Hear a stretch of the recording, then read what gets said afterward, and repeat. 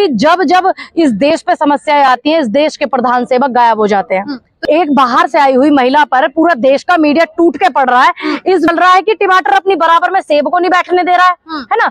मैं ये कहूंगी कि सरकार के मुंह पे एक तमाचा मारा है एक 5वीं फेल महिला ने। नहीं, इसको त्याग कहते हैं। अगर इस देश में जब भी समस्याएं आई हैं पिछले 9 वर्षों से, इस देश में जो समस्याएं हैं, जब जब हमारे प्रधानमंत्री जी देश से बाहर रहे हैं, चाहे वो मणिपुर हो, चाहे वो यूपी हो, चाहे वो नोएडा हो, चाहे वो दिल्ली हो, जो बाढ़ पीड़ित लोग समस्याओं में सड़कों पे बैठे हुए हैं, ये कोई नया दौर नहीं है।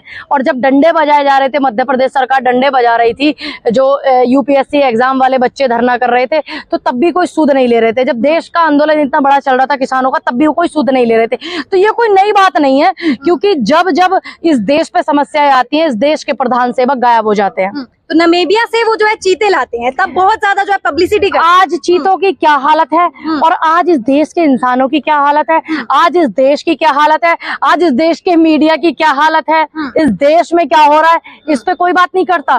एक बाहर से आई हुई महिला पर पूरा देश का मीडिया टूट के पड़ रहा है। इस विषय में कोई नहीं बोल रहा कि आज नींबू 400 रुपए किलो है, टमाटर 200 रुपए किलो है।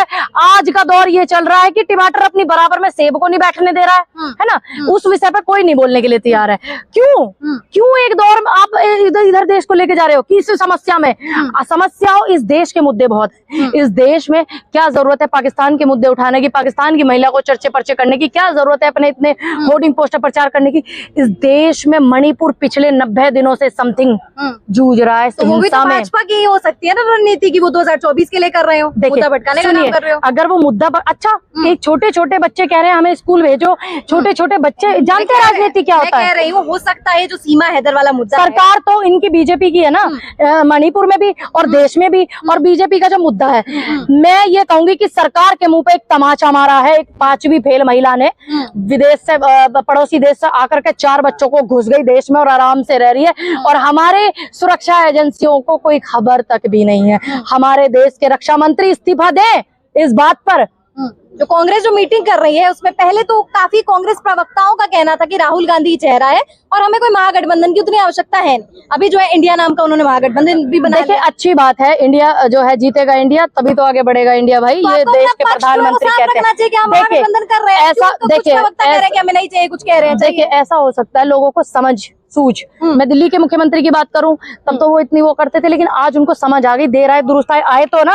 अब उनको पता है तानाशाह से मिलकर के एकजुट होकर के ही लड़ा जा सकता है, तो वही दौर चल रहा है। अच्छी बात है, एकजुट होकर के ही लड़ना चाहिए ना। अगर तुम देश हित में हो, अगर तुम्हारे अंदर अपना लालच नहीं है, तो एकजुट होकर के लड़ो तानाशाह से। अभी तो अलायंस का नाम सामने आ गया तब आपकी बात करी, लेकिन हमने कुछ कांग्रेस के प्रवक्ताओं से ही पूछा था तो उन्होंने कहा कि नहीं राहुल गांधी ही सही है, महागठबंधन की आवश्यकता ही नहीं है। देखिए अभी जब महागठबंधन आ गया, देखिए त्याग बहुत जरूरी है, चाहे वो राहुल गांधी जी को करना हो। राहुल गांधी परिवार पहले से ही त्याग करता है, पहले भी सरकार रही है इस देश में कांग्रेस की। राहुल गांधी जब भी प्रधानमंत्री नहीं बने थे, सोनिया जी प्रधानमंत्री नहीं बनी थी, एक भी मंत्रालय गांधी परिवार ने नहीं लिया था। ठीक, तो इसको त्याग कहते हैं। इसको आप नेगेटिव वे से हट करके सोचिए ना, इसको त्याग कहते हैं। प्रियंका जी ने कोई मंत्रालय नहीं लिया था अपने पास, इसको त्याग कहते हैं। इसको पक्ष न नहीं, पल्ला झाड़ना इसको त्याग कहते हैं। अगर आपको मौका मिले प्रधानमंत्री, आपको अपने बच्चों को बनाने का मिले, आपके माँ बाप को आपको बनाने का मिले, तो आप सबसे पहले लेंगी।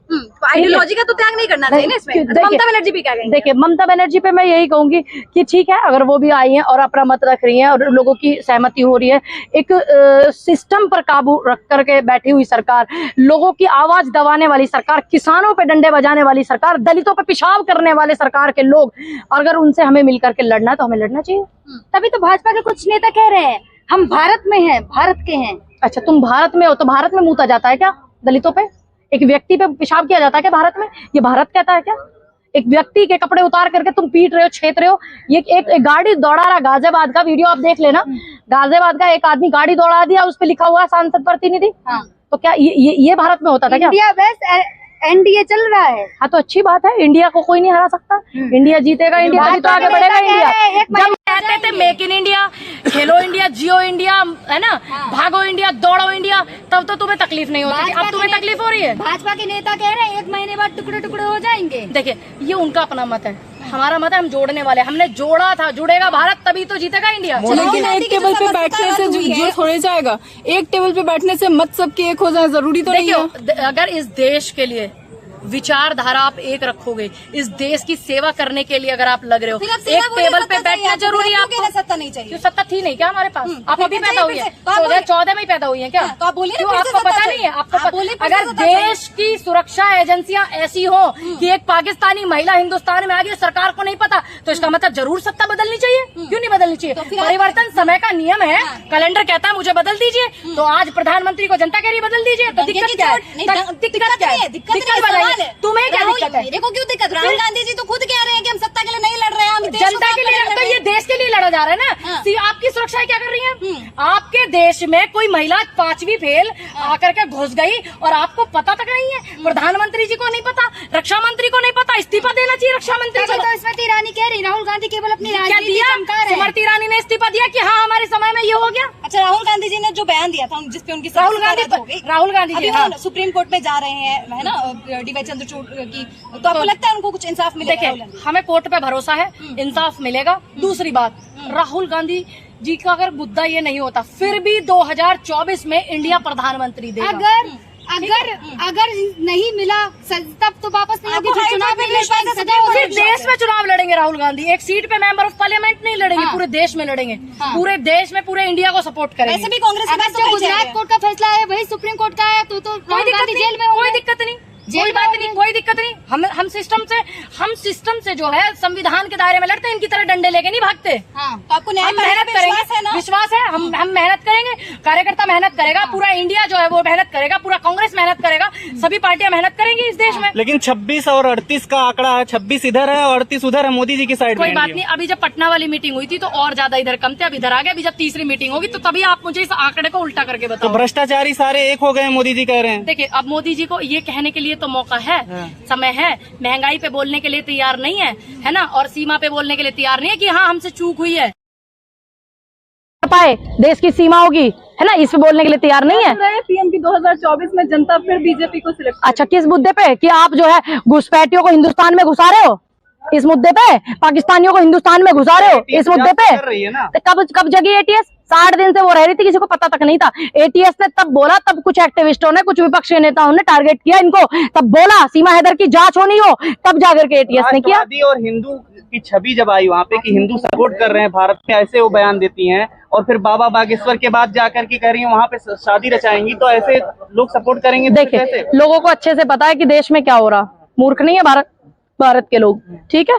तो पता है कि उसको अच्छे से पता है कि हिंदुस्तान में सरकार कैसी है, क्या हिंदू हिंदू चिल्लाती है और हिंदुओं के लिए कुछ नहीं करती है, तो इसलिए वो इस तरीके के बयान देती है। कभी ठकुराइन बन जाती है, कभी सनातनी बन जाती है। जिस महिला को अपने धर्म का ज्ञान ना हो, अपने धर्म की सोच विचारधारा ना पता हो, अपने देश से प्रेम ना हो, तो वो हिंदुस्तान से क्या प्रेम करेगी और हिंदुस्तान के लोगों से क्या प्रेम करेगी? और कल को कोई नुकसान, कोई क्षति अगर पहुंचती है सीमा की वजह से, जो आशीर्वाद देने लाइन में जा रहे हैं, क्या वो जिम्मेदारी लेंगे? आपको क्या लगता है कि क्यों शक हो रहा है आपको? पानी पी इसलिए शक हो रहा है कि 4 सीमा एक्टिवेट मिले हैं, डॉक्यूमेंट्स में कुछ फर्जीवाड़ा पाया गया, चैट जो थी वो डिलीट करी गई, शादी का दावा करती है लेकिन एक भी फोटो नहीं, फिर पाकिस्तान से आकर शादी करती है काठमांडू, और फिर दोबारा पाकिस्तान बच्चों को लेने जाती है। इस बात के शक होता है। तभी तो कह रहे हैं कि जो अब तक एक ही दूसरे को पानी पी पी के गाली देते थे, अब एक साथ बैठे हैं। देखिए, ये इनका मत है, अब मुझे इनका मत आप जनता का मत मुझे बताया कीजिए। हाँ, स्मृति ईरानी कह रही है, स्मृति ईरानी बोली इस बात पे कि एक महिला ने मुंह पे तमाचा मारा तुम्हारे सिस्टम पर, तुम्हारी सरकार पर, और पाकिस्तान से हिंदुस्तान आ गई।